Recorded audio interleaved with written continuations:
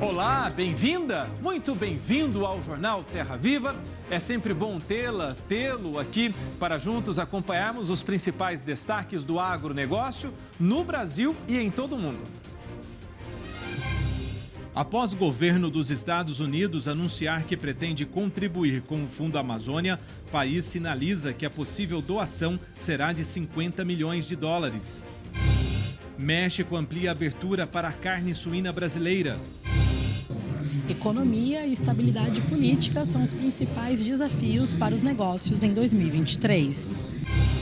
Boletim Focus. Projeção para a inflação em 2023 volta a subir e a do PIB cai. E você vai ver ainda que a Show Rural Copavel, realizada em Cascavel, no Paraná, movimentou cerca de 5 bilhões de reais em negócios. Essas e outras notícias a partir de agora aqui no Jornal Terra Viva.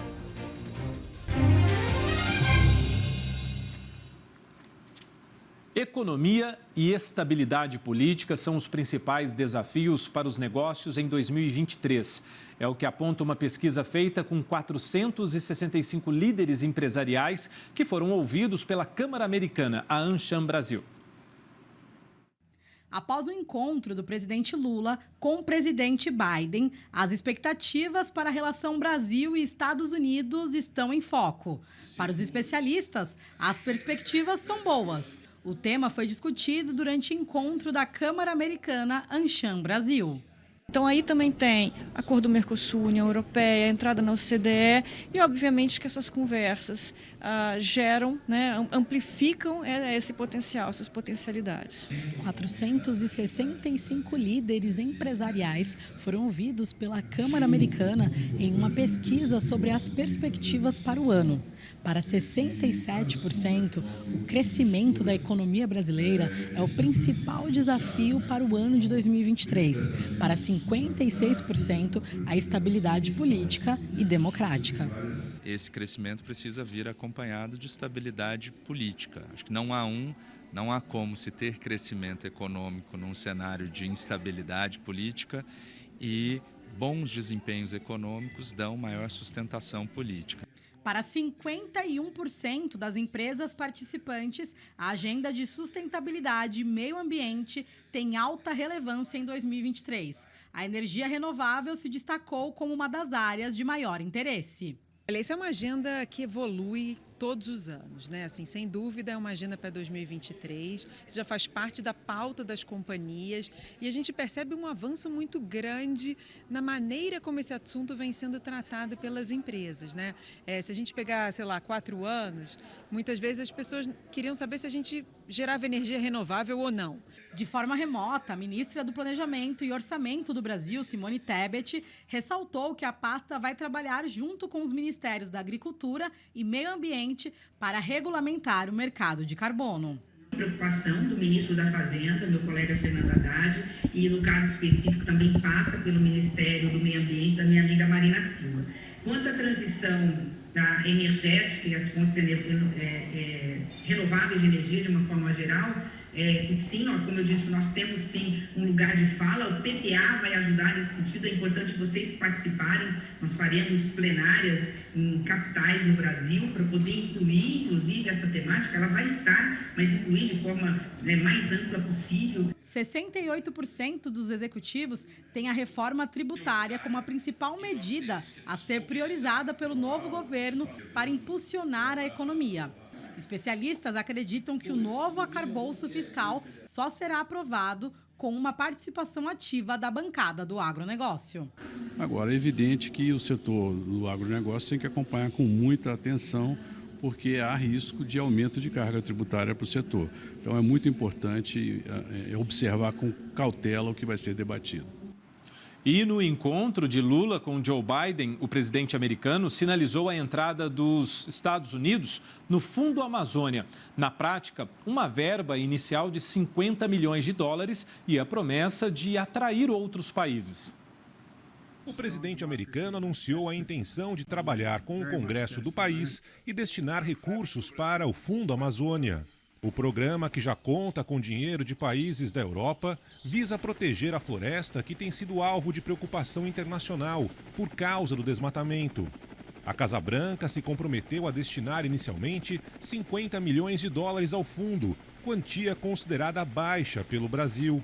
Para aumentar o aporte, Biden terá de convencer os congressistas americanos da importância do projeto. Após o encontro, Lula defendeu que os países ricos devem ajudar os mais pobres a preservarem suas florestas. Eu discuti a necessidade dos países ricos assumir a responsabilidade de financiar todos os países que têm florestas.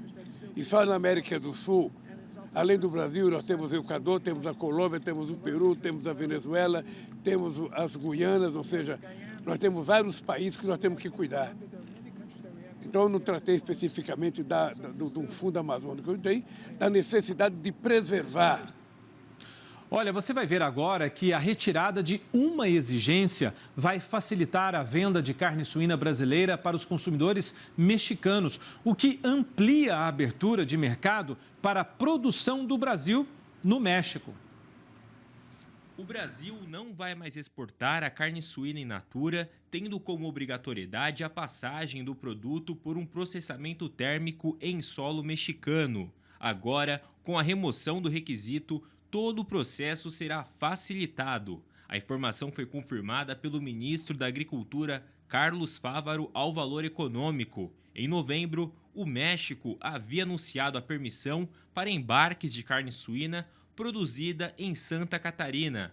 Porém, mesmo com a autorização, o Brasil não realizava envios para o país da América do Norte, já que os produtos teriam que passar por estabelecimentos onde seriam auditados, cozidos e enlatados antes de chegarem aos consumidores. A partir desta decisão, 6 empresas catarinenses estão autorizadas a vender seus produtos diretamente para clientes mexicanos. Em nota, a BPA, Associação Brasileira de Proteína Animal, celebrou a medida que torna mais simples o processo de exportação de produtos suinícolas, igualando as condições de embarques com outros exportadores, como os Estados Unidos, o principal fornecedor para o mercado mexicano, enquanto abre oportunidades para o fornecimento destes produtos a outros perfis de importadores de carne suína. Olha, continuamos no mercado externo porque o carro-chefe das exportações catarinenses, os embarques de carne de frango, passaram de 1 milhão de toneladas em 2022. O faturamento atingiu a marca de mais de 2 bilhões de dólares. São mais de 130 países compradores e os principais mercados da avicultura catarinense são Japão, Holanda e China. A gente vai continuar nesse assunto para falar mais desses resultados, porque a gente convidou aqui o Jorge Luiz de Lima, que está aqui comigo, vai trazer os detalhes para a gente agora. O Jorge é diretor executivo da Associação Catarinense de Avicultura. Jorge, muito obrigado por atender o convite aqui do Jornal Terra Viva. É uma alegria sempre ter os representantes do agro de Santa Catarina trazendo os detalhes para a gente. Mas como é que está a tendência agora aí, Jorge, nessas exportações, né, para este ano? O que está sendo aguardado aí com expectativa? Como é que está a questão da oferta e demanda? Boa noite, Jorge. Boa noite, Márcio. Como vai, amigo? Tudo bem? Sempre à disposição de vocês. Nós temos que fazer aqui um comparativo olhando 2021, o que ocorreu em 2021 e o que está ocorrendo agora, em 2022 e o que está ocorrendo em 2023.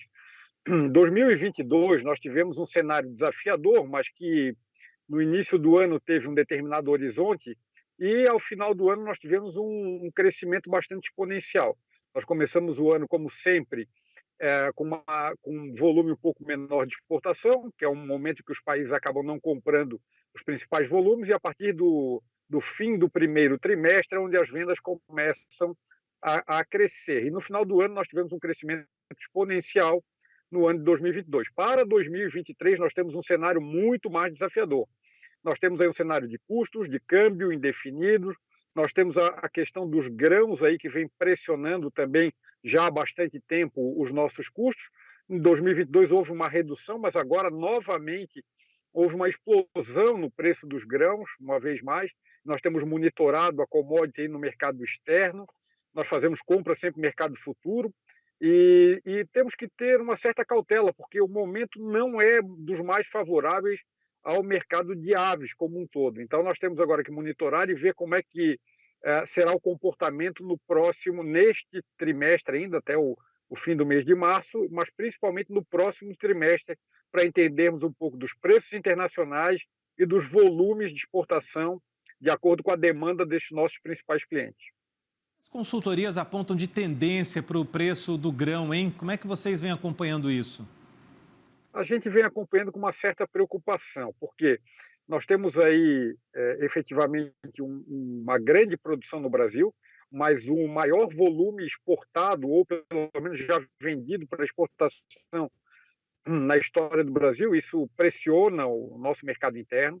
Nós somos totalmente contrários a qualquer tipo de regulação por parte de quem quer que seja, somos a favor do livre mercado, assim como é no nosso setor também, mas nós precisamos ter aí uma participação bastante efetiva para entender o comportamento de volume vendido, para que possamos manter essa nossa programação sempre de compra futura com um preço que não seja o preço do momento, daquele momento especificamente, porque isso nos traz muito prejuízo na nossa programação.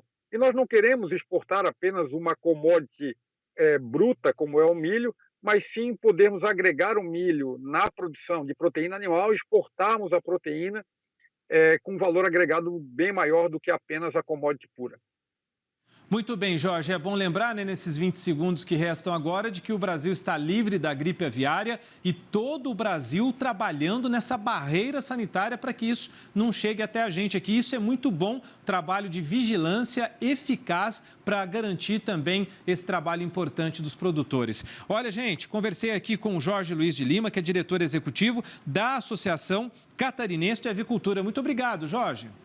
Obrigado, sempre à disposição, mano. Valeu, até a próxima. A seguir, show rural Copavel, que aconteceu em Cascavel, no Paraná, movimentou cerca de 5 bilhões de reais em negócios. E você vai ver ainda o Boletim Focus. A gente vai mostrar que a projeção para a inflação em 2023 volta a subir e a do PIB a cair. Até já, depois do intervalo. Um espetáculo também nos negócios. O show rural Copavel, que aconteceu em Cascavel, no Paraná, movimentou 5 bilhões de reais em negócios. O resultado foi 56% superior à edição de 2022. Antes do início da feira, os organizadores esperavam uma movimentação de 3 bilhões e meio de reais, bem abaixo, né? Além disso, o número de visitantes em 2023, 384 mil pessoas, também superou a marca do ano passado. A edição 2023 terminou na última sexta-feira e o próximo, Show Rural, já tem data para acontecer. Vai ser entre 5 e 9 de fevereiro de 2024. Especialistas consultados pelo Banco Central projetaram nova alta para a inflação em 2023. Os dados foram divulgados nesta segunda-feira pelo Boletim Focus. O novo Boletim Focus traz um IPCA de 5,79%. Na semana passada, os economistas esperavam uma inflação em 5,78%. Em meio às polêmicas envolvendo o presidente Lula e o Banco Central, também houve alta na projeção para a taxa Selic, que, segundo a instituição, deve alcançar 12,75% ainda este ano. A previsão para o indicador oficial dos juros nacional no último Boletim Focus era de 12,5%. Vale lembrar que o Comitê de Política Monetária manteve a taxa básica de juros em 13,75% na primeira reunião deste ano. Para o PIB, o Banco Central espera um crescimento econômico de 0,76%. O Boletim Focus da semana passada apontava para um PIB de 0,79%. Com esses números, vamos pensar lá na frente. É hora do Agritendências com o Silmar César Miller.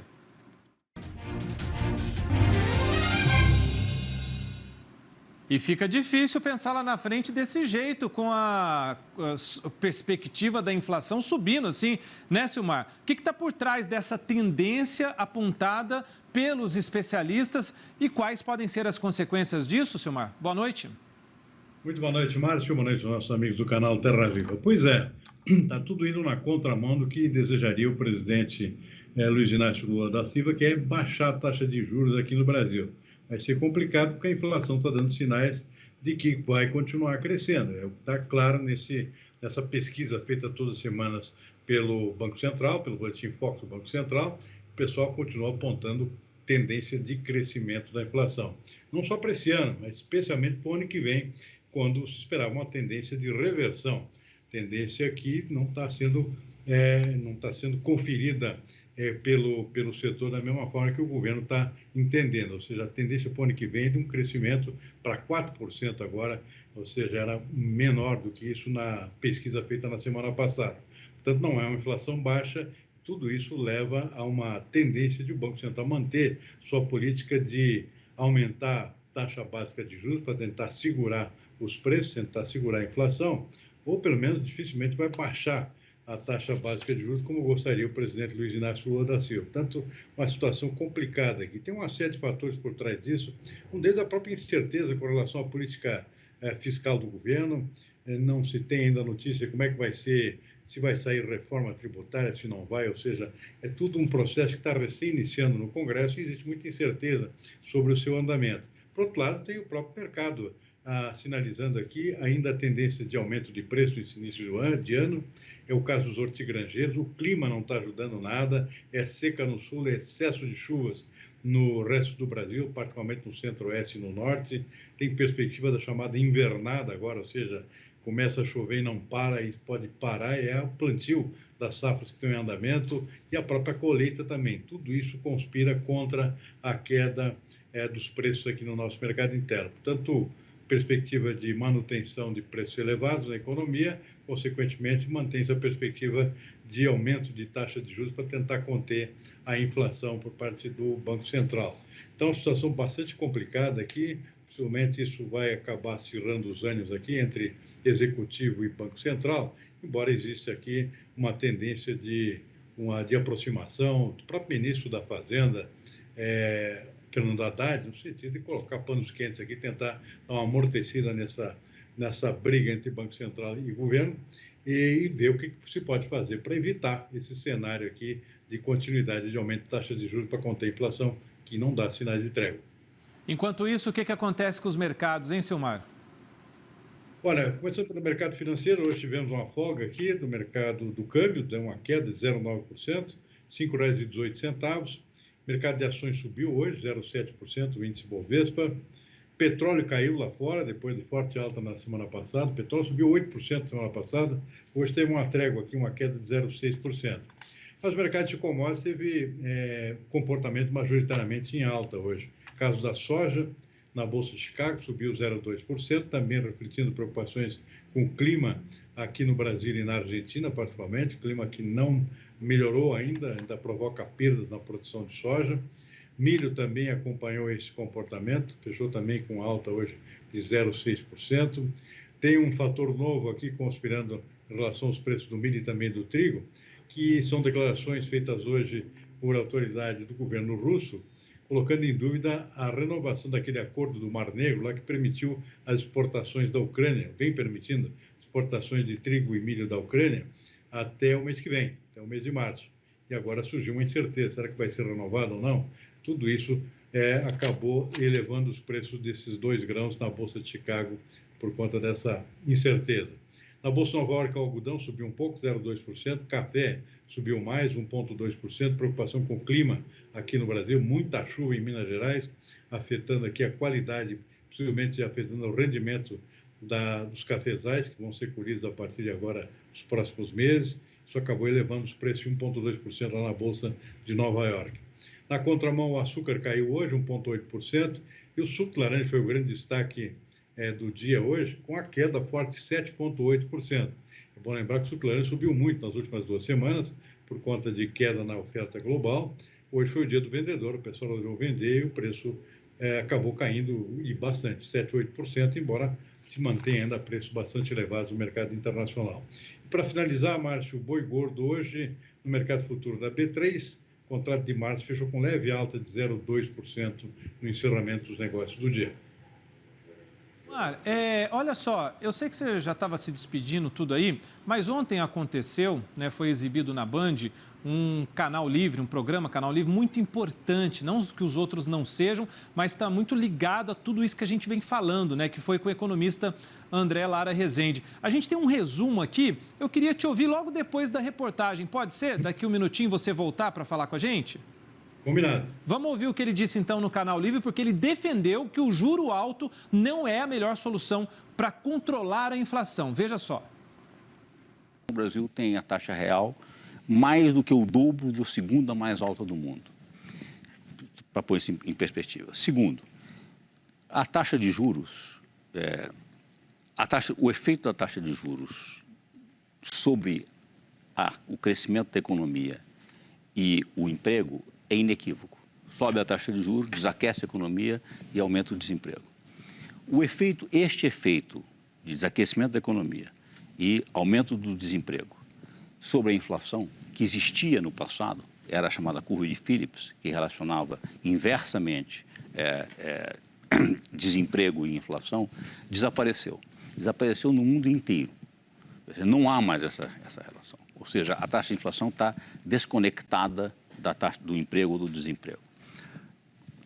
Especula-se por quê, as razões disso. Muito provavelmente, é o que me parece a explicação mais razoável, é justamente porque o emprego deixou de ser formal. Então, o emprego hoje está disperso, informalizado, e você reduziu muito o poder dos sindicatos. De certa forma, portanto, o salário deixou de ser um preço que signaliza a questão de inflação. O salário mínimo ainda é muito correlacionado com a inflação, perfeito? Mas o salário em geral e o desemprego desapareceu. E, portanto, por onde a taxa de juros afeta a inflação?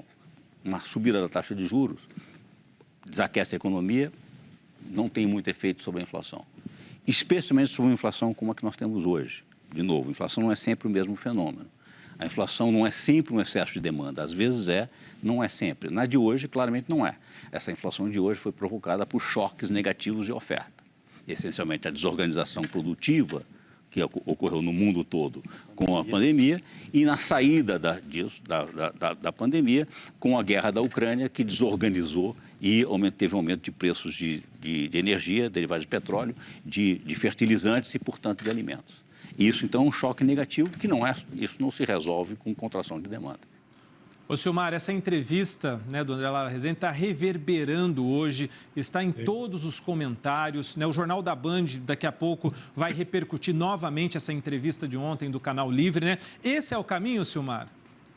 Porque bem na contramão dos demais economistas, né, que continuam defendendo o remédio clássico contra a inflação.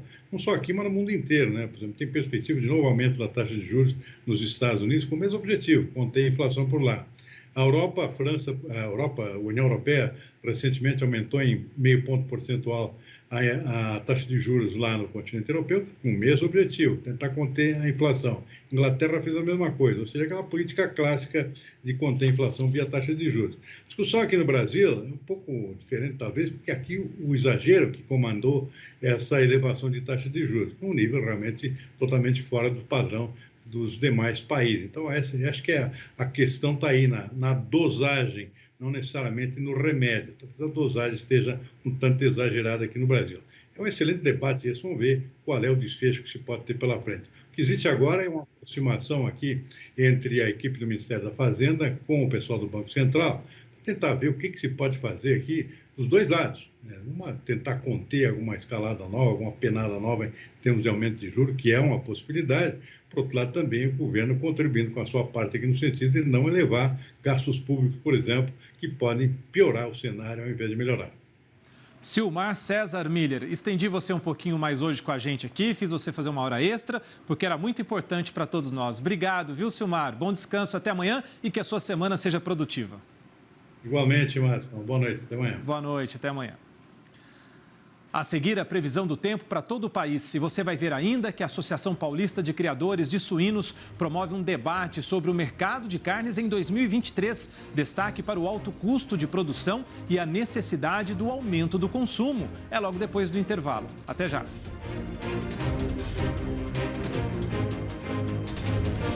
Olha, todo mundo antenado, é hora da gente falar da previsão do tempo para todo o país nessa terça-feira. E quem vai contar os detalhes para a gente é a Stephanie Toso.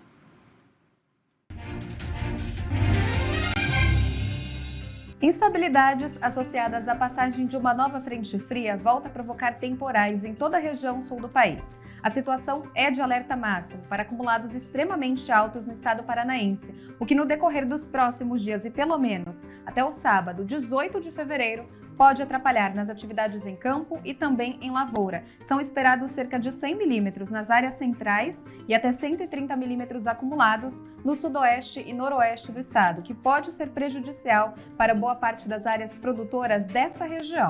Agora tem destaque também no Rio Grande do Sul. Apesar do excesso de chuva, os acumulados ainda variam de 20 a 40 milímetros, o que não vai ser capaz nesse momento de reverter o cenário de déficit hídrico, mas melhora um pouco a qualidade do ar. Ao longo da terça-feira, temporais ainda entre sudeste e centro-oeste e chuva se espalhando cada vez mais entre os estados do norte e nordeste, com atenção para a região de São Luís e Fortaleza. Tem potencial para temporais a qualquer momento do dia e chove forte também no norte do Rio Grande do Norte. Agora entre a Bahia, norte de Minas e o Espírito Santo, o tempo segue firme e bastante ensolarado. A temperatura máxima em São Paulo chega a 30 graus. Já em Palmas e Salvador, calor de 31 graus. E em Porto Alegre, mesmo com essa instabilidade, a máxima ainda chega a 36 graus. Agora, no decorrer dos próximos dias, situação ainda de atenção, também entre São Paulo e Mato Grosso do Sul. Com a passagem da frente fria, esse fluxo de umidade volta a provocar temporais nos dois estados, com acumulados que podem chegar até 60 milímetros. E em algumas áreas do estado de Mato Grosso do Sul, que fazem divisa com Paraná, os acumulados variam de 80 a 100 milímetros também nesse período e pelo menos até o sábado. Lembrando que a água disponível no solo ainda segue alta em boa parte do centro e sul do país, o que aumenta o potencial para a erosão do solo, transtornos como alagamentos, deslizamentos de terra e também congestionamentos. Agora, na próxima semana, entre o dia 19 e 23 de fevereiro, a chuva volta a se espalhar mais pelo centro e sul de Minas, Goiás, Mato Grosso e também os estados do Pará e do Amazonas. Nessas áreas, os acumulados podem chegar até 60 milímetros. Obrigado, Stephanie. Alto custo de produção e a necessidade do aumento do consumo da proteína animal. Esses foram alguns dos temas debatidos durante o encontro promovido pela Associação Paulista de Criadores de Suínos. O mercado de carne bovina vem de 2 anos seguidos de um abate menor de fêmeas e aumento no investimento em tecnologias e produção. A queda nos abates fez com que o mercado produzisse mais bezerros, mais animais prontos para o abate. Foi possível observar esse movimento em 2022 e principalmente agora em 2023. Por conta disso, para este ano é projetada uma oferta maior de animais. A gente vê um contínuo aumento da produção de carne por animal. Então, a pecuária de corte brasileira, ela vem aumentando a produtividade, vem aumentando a produção também, mas realmente a gente está produzindo cada vez mais animais mais pesados, com um rendimento melhor, ou seja, mais carne para o consumidor, mais carne para o mercado no geral, seja interno, seja externo. Então, por isso que a gente vê um cenário de mais oferta de carne ao longo de 23 e 24. As exportações de carne suína atingiram um volume recorde para o mês de janeiro, exportando cerca de 90 mil toneladas. Para este primeiro semestre do ano, é esperado um mercado equilibrado em relação à oferta e à demanda. A gente vê a China, de um lado, também comprando mais carne suína do Brasil desde setembro do ano passado. Outros países da Ásia ainda com peste suína africana, que é outra coisa que nós temos que reforçar também. E temos feito o reforço dos controles de biosseguridade também para evitar a entrada dessa enfermidade aqui no nosso país.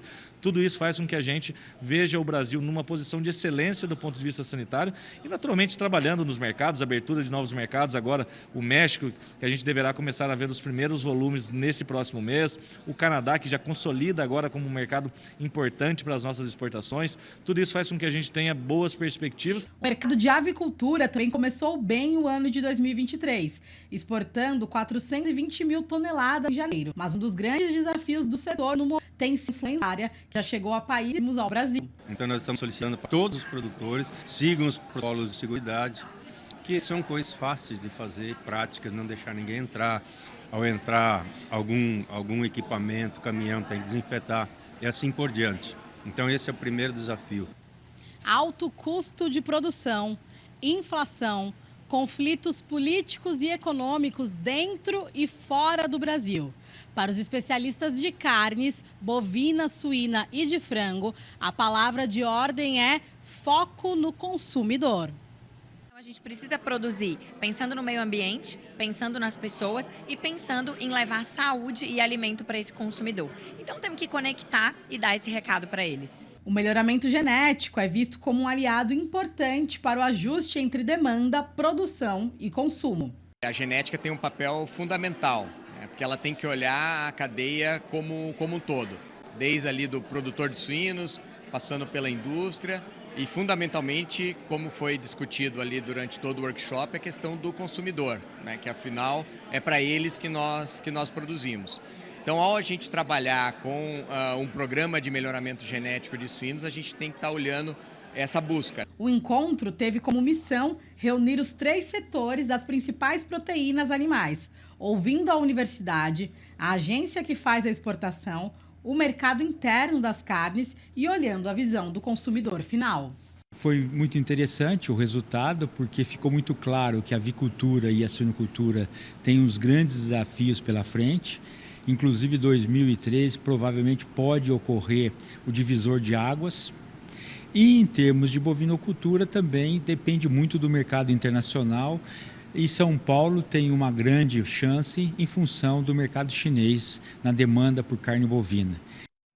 E essas discussões de setor, né, são extremamente importantes porque auxiliam no planejamento, né, de todos os produtores, né, de todo um processo inteiro, principalmente esse processo que é o da carne suína. Muito obrigado por estarmos juntos mais uma vez aqui no Jornal Terra Viva. Que a sua semana seja extremamente produtiva, bom descanso para quem vai descansar, bom trabalho para quem segue no período noturno e fica o nosso convite de sempre para você nos acompanhar. Fica com a gente.